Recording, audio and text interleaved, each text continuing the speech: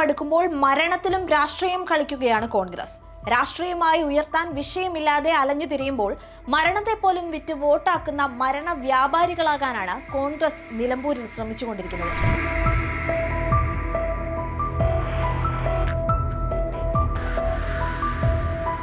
പന്നിക്കണിയിൽ നിന്നും ഷോക്കേറ്റ് മരിച്ച 15-കാരനായ വിദ്യാർത്ഥിയുടെ മരണത്തെ ഗവൺമെന്റ് സ്പോൺസേഡ് ദുരന്തമെന്നാണ് ആര്യാടൻ ഷൗക്കത്ത് വിവരിക്കാൻ ശ്രമിക്കുന്നത്. ഒരു കാര്യം ചോദിക്കട്ടെ ഷൗക്കത്തെ, 2011 ആഗസ്റ്റ് 1 അക്കാലത്തെ വൈദ്യുതി മന്ത്രി ആര്യാടൻ മുഹമ്മദ് ആയിരുന്നു. തൃശൂരിലെ ചാവക്കാടിനടുത്ത് ഒരു അച്ഛനും മകനും പൊട്ടിവീണ വൈദ്യുതി കമ്പിയിൽ ചവിട്ടി മരിച്ചിരുന്നു. അതിനെയും ഗവൺമെന്റ് സ്പോൺസേഡ് ദുരന്തമെന്ന് ആര്യാടൻ ഷൗക്കത്ത് വിശേഷിപ്പിക്കുമോ? വീണ് കിട്ടിയ അവസരം വോട്ടാക്കാനായി ഉപരോധ സമരവുമായി രാത്രി തന്നെ ഇറങ്ങാൻ കോൺഗ്രസ് മറന്നതുമില്ല.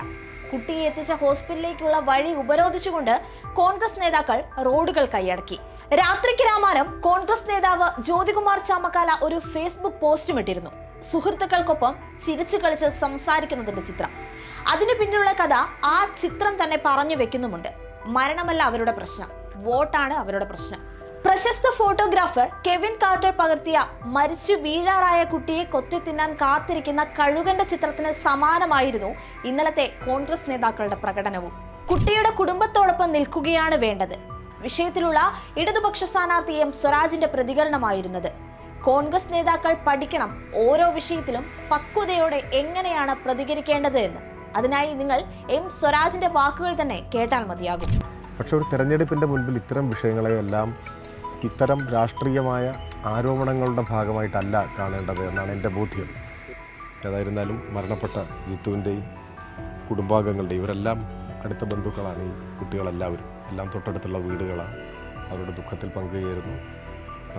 അവരെ നമുക്ക് കഴിയും വിധത്തിൽ ആശ്വസിപ്പിക്കാം എന്ന് മാത്രമേ ഇപ്പോൾ പറയാം. 2 മാസം മുമ്പും സമീപത്ത് ഇത്തരത്തിലൊരു അപകടം സംഭവിച്ചിട്ടുണ്ട്.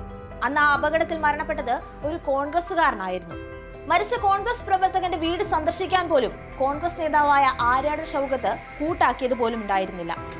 കാരക്കോട് അടുത്ത് പുത്തിരിപ്പാടം എന്നൊരു സ്ഥലമുണ്ട്. വേണമെങ്കിൽ നടന്നും പോവാം, പക്ഷേ വാഹനത്തിൽ പോകാവുന്ന ഒരു സ്ഥലമാണ്. ഈ പഞ്ചായത്തിലുള്ള സ്ഥലമാണ്. അവിടെ ഒരാൾ ഇതേപോലെ മരണപ്പെട്ടു.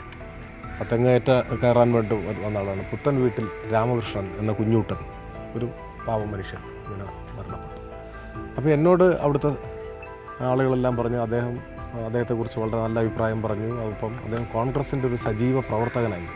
അദ്ദേഹം സജീവ കോൺഗ്രസ് പ്രവർത്തകനായിരുന്ന ഒരാളാണ്. ആരും വഴിയടഞ്ഞില്ലല്ലോ. സ്വന്തം പാർട്ടിയുടെ ഒരു പ്രവർത്തകൻ കൊല്ലപ്പെടുമ്പോൾ എല്ലാ ഇതിലും വികാരമുണ്ടാവും. മറ്റത് അത്രയും അടുത്ത ഒരാളാകുമ്പോൾ ശരിക്കും എത്ര വലിയ ദുഃഖവും രോഷവും ഉണ്ടാവും. ആരും വഴിയടഞ്ഞിട്ടില്ല. വഴിതടഞ്ഞില്ലെന്ന് മാത്രമല്ല, കോൺഗ്രസിന്റെ അറിയപ്പെടുന്ന നേതാക്കന്മാരും അവിടെ വന്നുപോലും ഇല്ല എന്നാണ് പറഞ്ഞത്. സത്യാവസ്ഥ അറിയാവുന്ന ജനങ്ങൾക്ക് മുമ്പിൽ കോൺഗ്രസിന്റെ രാഷ്ട്രീയ നാടകങ്ങൾ പൊളിഞ്ഞു വീഴുകയാണ്. കോൺഗ്രസ് പ്രവർത്തകനായ വിനീഷാണ് പ്രതി എന്നറിഞ്ഞതോടെ ബഹളം കൂട്ടിയ കോൺഗ്രസ് ക്യാമ്പ് നിശബ്ദമായിരിക്കുകയാണ്. വിനീഷ് മുമ്പും ഇത്തരം കേസുകളിൽ പ്രതിയായിരുന്നു.